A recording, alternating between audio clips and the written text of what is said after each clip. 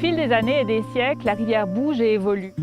Dans le creux du méandre, l'eau a plus de vitesse, la rivière arrache des sédiments à la rive, du sable, du gravier, de l'argile. Et dans la partie convexe des méandres, ces sédiments s'accumulent en formant des plages, en formant des îlots. C'est comme ça que la rivière, petit à petit, évolue et se déplace. Au bout d'un moment, le méandre se creuse tellement qu'il se forme un nouveau lit de rivière. L'eau prend un raccourci et le méandre se déconnecte.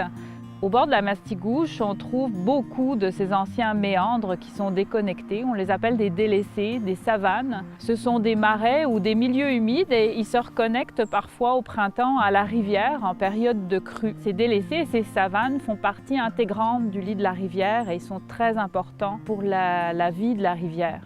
Alors, l'espace de liberté, c'est l'espace dont les rivières ont besoin pour que les processus naturels puissent opérer. On tient compte de la migration. En fait, que c'est normal que les rivières érodent leurs berges.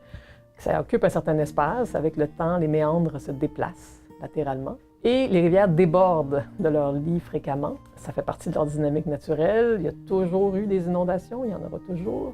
Donc, ça occupe un certain espace quand la rivière va au-delà de son niveau qu'on appelle plein bord.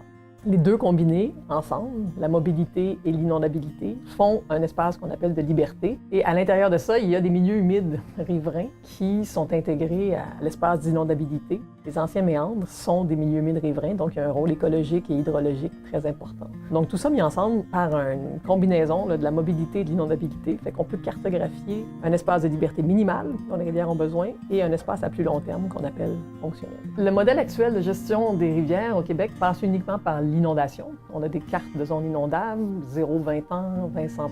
La différence avec l'espace de liberté, c'est que d'abord, on tient compte de la mobilité. Donc, ce n'est pas que l'inondation qui est l'enjeu ou l'aléa.